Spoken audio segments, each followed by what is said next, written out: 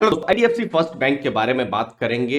29 जनवरी Saturday का दिन है। उस दिन आपको बिल्कुल ध्यान में रखना है, नोट करके रखना है, क्योंकि Q3 क्वार्टर 3 के रिजल्ट जो अक्टूबर से दिसंबर इन 3 महीने जो है उनके रिजल्ट आने वाले हैं, तो वो बिल्कुल ध्यान में रखना है। इस वीडियो में इंपॉर्टेंट बिजनेस नंबर्स के साथ प्रीव्यू करेंगे। स्टॉक प्राइस अभी अगर आप देखेंगे तो 45 रुपीज के आसपास है। बिजनेस अच्छा होगा, प्रॉफिट अच्छा करेगी, तो कहीं ना कहीं स्टॉक में या कंपनी में या बिजनेस में भी यहां पर ऊपर हो सकता है। अब देखिए, यहां पर सबसे पहले इनकम की बात करते हैं। ये आप Q2 FY21 और Q2 FY22, ठीक है, मतलब जुलाई से सितंबर जो था 2021 में, तो नेट इंटरेस्ट इनकम आप देखेंगे 2272 करोड़ थी। तो हम देख रहे हैं कि ये इंक्रीज हो रहा है। दूसरी चीज, फीस बैंक के लिए बहुत इंपॉर्टेंट है, फीस का भी पैसा कमाना। तो कुछ प्रोडक्ट्स में वो बेचते हैं, तो उसमें से उनको फीस भी मिलती है। तो जैसे Q2 FY21 में 291 करोड़ था, तो फिर बाद में 658 करोड़। तो ये कुछ अच्छे नंबर्स हैं। अभी आप देखेंगे प्रॉफिट्स की बात करें तो 152, 150 करोड़ से ऊपर का प्रॉफिट उन्होंने Q2 में उन्होंने किया था। तो ये एक बड़ा चीज है, बड़ी न्यूज है। ग्रोथ देखेंगे Q2 2020 जो था और 2021 में, तो लगभग 50% का प्रॉफिट में ग्रोथ आया है। तो ये कुछ इंपॉर्टेंट नंबर्स हैं जो बिल्कुल इन्वेस्टर्स को जानने चाहिए। एक Q1 में जो, मतलब जो अप्रैल से जून में एक जो बड़ा जो अकाउंट था वो एनपीए हो गया था, तो उसकी वजह से कुछ लॉस भी उन्होंने बुक किए थे। तो ये कुछ इंपॉर्टेंट नंबर्स है जो बिल्कुल आप जब भी एनालिसिस करेंगे तो आपको ये हेल्प करेंगे। अब पहली चीज, बैंक में क्या डिपॉजिट्स आ रहा है? तो डिपॉजिट्स में अगर हम बात करें तो अभी फिलहाल तो जो करंट अकाउंट, सेविंग अकाउंट है, वो 46,269 करोड़ है, जो कि पूरे 100 रुपए समझ लीजिए बैंक के पास है। तो 51% से ऊपर ये कासा है, जो कि अच्छी चीज है, क्योंकि करंट अकाउंट, सेविंग अकाउंट किसी भी बैंक के लिए बहुत ही सस्ता पैसा होता है। हाँ, ये बात है कि जो सेविंग अकाउंट में उन्होंने जो इंटरेस्ट दिया है पिछले कुछ सालों में, कुछ लार्ज बैंक्स जैसे एचडीएफसी बैंक, आईसीआईसीआई बैंक या स्टेट बैंक ऑफ इंडिया से ज्यादा दिया हुआ है, तो इसीलिए कासा रेशियो यहां ज्यादा आपको देखने को मिल सकता है। अगली चीज है टोटल डिपॉजिट्स जो है। अगर आप कोर डिपॉजिट्स की अगर आप बात करें तो ये 64,140 करोड़ है। तो ये एक चीज है कि बैंक के पास डिपॉजिट आ रहा है, डिपॉजिट का भी यहां ग्रोथ हो रहा है। लेकिन अभी ये देखना होगा, मार्च से सितंबर बहुत बड़ा ग्रोथ नहीं हुआ है, तो ये नंबर अभी कैसे हैं अक्टूबर से दिसंबर, ये बिल्कुल नजर रहेगी।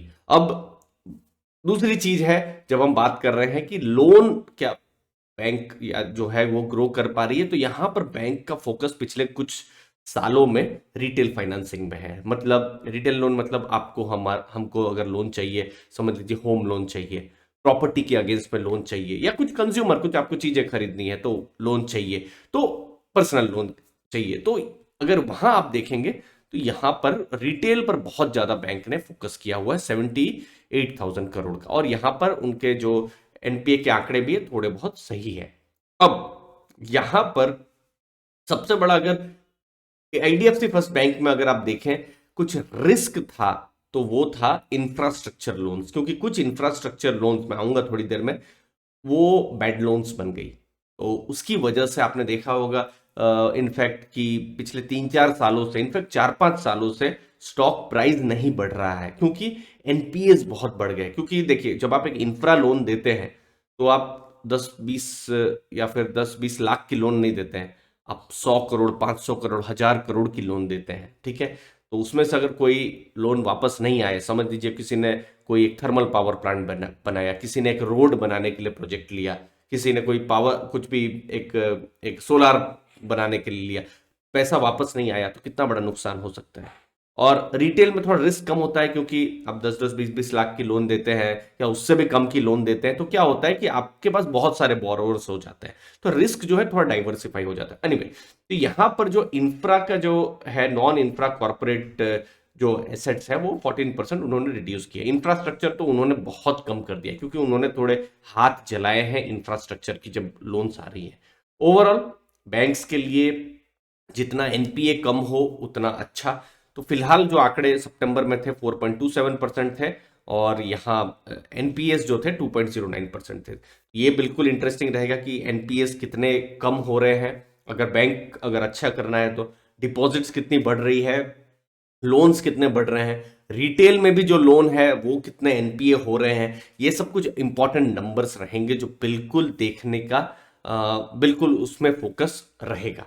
अब देखिए, जिन मैं प्रोजेक्ट्स की बात कर रहा था, या फिर ये जो स्लाइड है बहुत इंपॉर्टेंट है समझना, क्योंकि हम देख रहे हैं ना पिछले 7-8 सालों में स्टॉक प्राइस क्यों नहीं बढ़ रहा है। आपको भी प्रश्न हो सकता है, क्योंकि बहुत सारे प्रोजेक्ट्स एनपीए बन गए, लार्ज स्केल प्रोजेक्ट। देखिए आईडीएफसी के नाम में ही इंफ्रास्ट्रक्चर है, तो वह इंफ्रास्ट्रक्चर फाइनेंसिंग करते थे, तो वहां पर कुछ इंफ्रा प्रोजेक्ट्स अगर ना चले तो बहुत बड़ा नुकसान है। तो एक स्ट्रेस पूल उन्होंने आइडेंटिफाई किया है 1300 करोड़ का। उन्होंने 67% उसके लिए कवरेज भी कर दिया है, प्रोविजन कवरेज रेशियो, उतना प्रोविजन भी उन्होंने कर दिया है। बट बात है, जैसे थर्मल पावर प्लांट है एक ओडिशा में, या फिर एक जो प्रोजेक्ट है महाराष्ट्र में, तो इन सब प्रोजेक्ट्स में एक बहुत बड़ा एक नुकसान या हिट लिया हुआ है। तो ओवरऑल कुछ नंबर्स हैं, इनकी वजह से थोड़ा सा हमने देखा है कि बैंक का परफॉर्मेंस थोड़ा सा गिरा है। तो ये नंबर्स में क्या चेंज होता है, कुछ पैसे यहां से भी आए तो भी एक पॉजिटिव हो सकता है। तो ये कुछ इंपॉर्टेंट जरूर नंबर्स हैं जो बिल्कुल इन्वेस्टर्स को ध्यान में रखने चाहिए जब भी Q3 का या Q3 का रिजल्ट्स आएंगे।